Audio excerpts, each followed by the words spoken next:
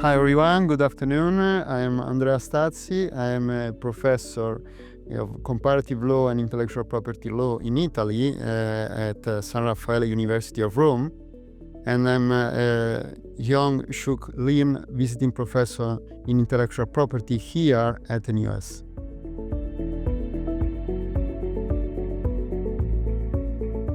GMO are key to contribute to many societal and economic challenges.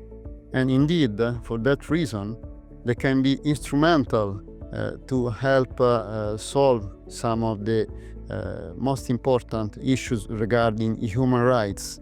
And as far as human rights in action are concerned, issues mentioned in the Sustainable Development Goals set by the United Nations. They lie at the intersection of various principles and interests at stake. First of all, the most obvious is hunger and malnutrition. They can be absolutely key to fight hunger and malnutrition and to help solve that problems. In that way, they can be helpful for the food security aspect of the Sustainable Development Goals. Another key profile that is relevant looking at GMOs is sustainability, because while they can be helpful, as I said, to fight some key problems, but at the same time they can be detrimental possibly for the environment and for local farmers, for local production. And in that perspective, they have been questioned in a debate at international level from the food sovereignty movement. And also for biodiversity, they can be a risk for different natural crops and natural agriculture. Finally, I want to stress that they raise some related issues that are being managed in the international regulatory approach to genetically modified organisms. So, on one hand, we have the apparent conflict, at least, between access to genetic resources and commercial exploitation of the products based on genetically modified crops, etc. Again, we have the issue of healthiness of genetically modified food.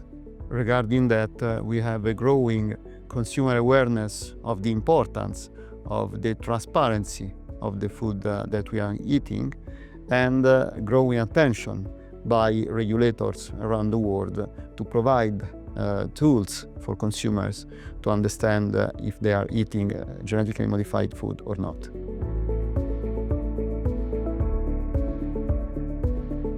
Since when the genetically modified organisms were introduced and started being allowed and patented at international level, there was a sort of race to grab the genetic resources all over the world through the patents and the IP protection that they provide.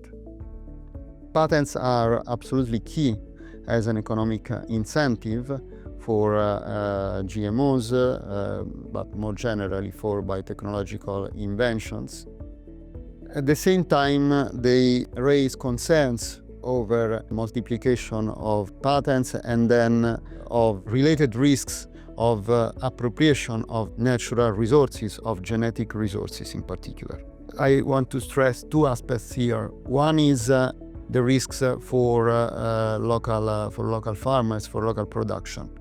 Local farmers traditionally have been sparing the seeds for the next year, but now they can't when the seeds are genetically modified, and they have to buy them from multinationals very often.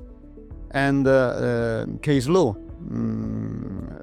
for example, in the United States in 2013 and in India in 2019, and confirmed this right of a multinational, in that case was Monsanto, to ask for a new purchase of the seeds year after year, because the GM seeds are shaped in a way that they can't be reused, and the farmers have to go to buy them again to Monsanto. Another aspect that's very interesting now, most recently, is related to CRISPR, the most recent genetically modifying technology out there that allows a more effective and precise cutting of the DNA, and therefore is being more and more used as an effective tool in various fields, from agriculture to precision medicine.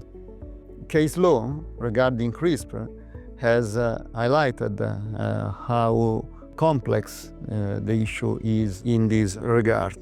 The Broad Institute, in particular, obtained a patent regarding CRISPR in 2004 in the United States from the United States Patent Office.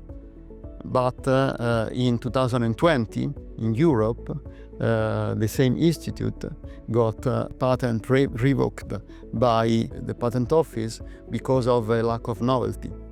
And therefore, case law regarding patentability of CRISPR is still unclear, and there are some scholars stating that there should be a legal reform to define the scope and find a shared solution for their patentability.